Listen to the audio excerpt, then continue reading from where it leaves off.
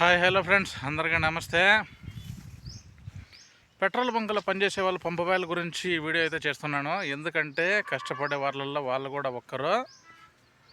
వాళ్ళ దినచర్య ఏంటి, వాళ్ళ ప్రాబ్లమ్స్ ఎలా ఉంటాయో మనం ఈ వీడియోలో తెలుసుకుందాము.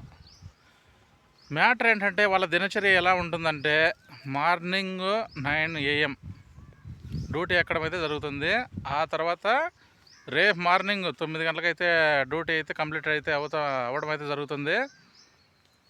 కానీ ఈ ఒక్క రోజులో వాళ్ళ సమస్యలు ఏంటో మనం తెలుసుకుందాం. ఇప్పుడు డ్యూటీ ఎక్కిన వెంటనే రీడింగ్ తీసుకోవాలి. రీడింగ్ అంటే మనం డ్యూటీ ఎక్కినప్పటి నుంచి రేపు మార్నింగ్ వరకు మనం ఎంత సేల్స్ పడతామని చెప్పి అనేసి ఒక పేపర్ వస్తుంది అనమాట, బిల్ పేపర్ మాదిరిగా. ఆ బిల్ పేపర్ అయితే వస్తుంది, అది కరెక్ట్గా తీసుకోవాలి. మనం తీసుకున్న తర్వాత కొంచెం మిస్టేక్ జరిగినా కానీ మనం చేతి నిండా డబ్బులు కట్టాల్సి వస్తుంది.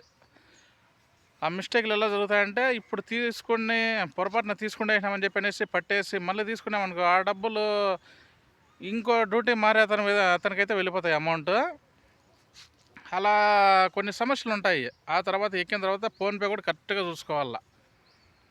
ఫోన్పే కూడా 6 AM నుంచి 9 AM వరకు ఎంత ఫోన్పే జరిగింది, మనకు అయితే ఎంతవరకు అమౌంట్ అయితే వస్తుంది అని చెప్పి మొత్తం అంతా రాసుకోవాలి. ఆ రాసుకున్న తర్వాత వచ్చేసి ఆ అమౌంట్ మార్నింగ్ 6 AM నుంచి 9 AM వరకు ఆ అమౌంట్ మనం ఎగేసి కట్టుకోవాలి. ఆ తర్వాత వచ్చేసి కరెక్ట్గా కొందరు వస్తూ ఉంటారు కస్టమర్లు. ఎలాంటి కస్టమర్లు అంటే బుర్ర తల్ల తిరిగిపోతూ ఉంటుంది, అంత మైండ్ అప్సెట్ చేసే వాళ్ళు వస్తూ ఉంటారు. మ్యాటర్ ఏంటంటే, వచ్చిన తర్వాత ఏమంటారు తెలుసా, పట్టేస్తాం మనము. అన్న ఎంత అని చెప్పి అడుగుతాం కదా, అడిగిన వెంటనే ఒక 150 200 ఇలా చెప్పేసి మొత్తం అంతా పట్టేస్తాము. పట్టేసిన తర్వాత అప్పుడు వచ్చేసి అరే డబ్బులు మర్చిపోయినానే ఎలా అబ్బా అని చెప్పని వాళ్ళు ఆ మాట చెప్పడం చేస్తారు. ఆ తర్వాత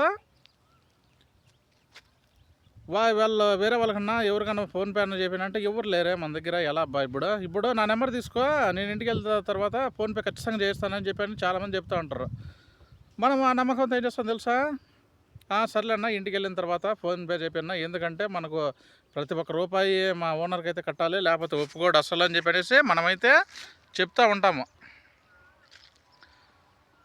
సర్లే తమ్ముడు అని చెప్పి ఇంటికి వెళ్తే మళ్ళా తర్వాత 1 డే కాదు కదా, 1 వీక్ కూడా మనకు కనపడరు అలాంటి వాళ్ళు. అలాంటి కస్టమర్లు కొందరు వస్తూ ఉంటారు. ఆ తర్వాత ఎప్పటికో కనపడి అరే మర్చిపోయిన తమ్ముడు అని చెప్పేసి అప్పుడు కూడా ఇస్తే లేకపోతే కానీ లేదని చెప్తారు చాలామంది. అంటే అది కూడా మన చేతి నిండే కట్టుకోవాల ఆ డబ్బులు. మనకొచ్చే జీతంలోనే మామూలుగా హైవే రోడ్డుకి వచ్చేసి ఒక 14,000 15,000 శాలరీ ఉంటుంది. కొంచెం హైవే కొంచెం ఒక 500 మీటర్స్ 1000 మీటర్స్ ఉండే వాళ్ళకైతే కొంచెం ఒక 10,000 నుంచి 11,000 12,000 ఇస్తారు. అలాంటి జీతంలోనే మనము ఇలాంటి డబ్బులు పోగొట్టుకొని కట్టాలంటే చాలా అంటే చాలా కష్టం కదా. ఎందుకంటే ఇలాంటివన్నీ చాలా ఫేస్ చేశాను అనమాట నేను.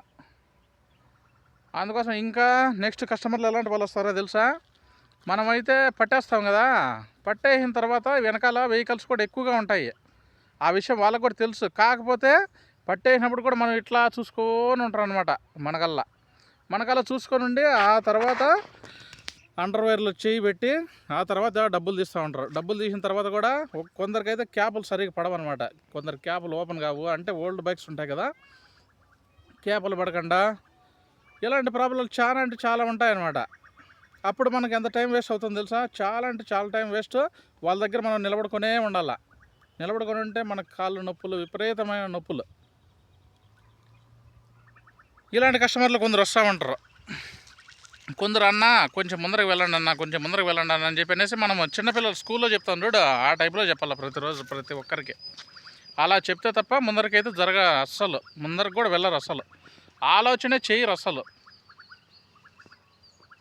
అందుకోసం అని చెప్పి అనేసి ప్రతి ఒక్క కస్టమర్కి కానీ నేను చెప్పేది ఏంటంటే, కొంచెం పట్టుకున్న తర్వాత కొంచెం ఫ్రంట్కి వెళ్ళిపోతే ఇంకా నీకు పట్టి నువ్వు డైరెక్ట్ అమౌంట్ చేతిలో తీసి పెట్టుకుంటే సరిపోతుంది. చేతిలో పెట్టుకొని సరమని పట్టిన తర్వాత వెంటనే చేతికి ఇచ్చేయడము, ఫ్రంట్కి వెళ్ళిపోతే కన్నా ఎవరికి సమస్యలు ఉండవు, అసలు ఏ ప్రాబ్లాలు ఉండవు. అప్పుడు ఇంకో కస్టమర్స్ వాళ్ళు ఎలా తెలుసా, అన్న ఫోన్పే పెట్రోల్ కోసం అయితే వస్తారు కదా, క్యాన్ ఎత్తుకొని వచ్చిన తర్వాత వాళ్ళు ఏం చెప్తారు తెలుసా, అన్న నేను తెచ్చింది మామూలు ఫోను, మా నాన్నకి ఇట్లా వాట్సాప్లో మీ నెంబర్ పెట్టండి, ఇది మీ స్కానర్ పెట్టండి, మా డాడీ వేస్తాడు అని చెప్పని కొందరు వస్తారు. కొందరు పిల్లల్ని పంపిస్తారు అసలు పెట్రోల్ బంకులకి. మనం ఇక్కడ వెహికల్సే పెట్టుకుందామా, వాళ్ళకి వాట్సాప్లో ఫోటోనే పెడదామా? ఇలాంటి పెద్ద పెద్ద సమస్యలు వస్తూ ఉంటాయి. మైండ్ కూడా అప్సెట్ అయిపోతుంది నిజంగా. పెట్రోల్ బంక్ ఎంత ఇబ్బంది అంటే అంత ఇబ్బంది జరుగుతుంది నిజంగా. కస్టమర్లు ఇప్పటికి కూడా డెవలప్మెంట్ కావడం లేదు అసలు. వాళ్ళ మైండ్ సెట్ ఎలా ఉందంటే అలా ఉంటుంది మైండ్ సెట్. ప్రతి ఒక్కరు కస్టమర్లు నేను చెప్పిన విషయాల్లో ఖచ్చితంగా మీరు పాటిస్తే కన్నా ఎవరికి ఎటువంటి ఇబ్బంది ఏమి ఉండదు. కొంతమంది అక్కడికి వచ్చారు, నాకేం తెలియదు అన్న, మా కొడుకు ఇట్లా వాట్సాప్లో ఫోటో పెట్టాను అమౌంట్ వేస్తాడు అని చెప్పి అంటే, ఇప్పుడు వాళ్ళకి మనం ఫోటోలో పెడదామా, మనం ఇక్కడ వెహికల్సే పట్టుకుందామా? అసలు తీరికే ఉండదు అసలు వెహికల్స్. ఇప్పుడు అది కాక రేట్లు విపరీతంగా ఉన్నాయి కదా, రేట్లు విపరీతంగా పెరిగిపోయినాయి. ఈ రేట్లు పెరగడం వల్ల ఏమవుతుందంటే ప్రతి ఒక్కరూ 300, 400, 500 ఇలా పట్టుకుంటున్నారు అనమాట. పట్టుకున్న తర్వాత వచ్చేసి సేల్స్ విపరీతంగా పెరిగిపోతున్నాయి పెట్రోల్ బంకులలో.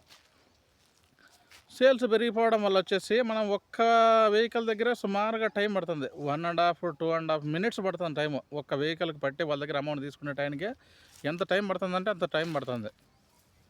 అందుకోసం ఇది ప్రతి ఒక్కరు ఆలోచన చేసి అక్కడ ఉన్న పంపు బాయిలకు మాత్రం ఇబ్బంది చేయొద్దండి ప్లీజ్, దయచేసి. ఉంటాను మరి. జై హింద్, జై భారత్, భారత్ మాతాకి జై.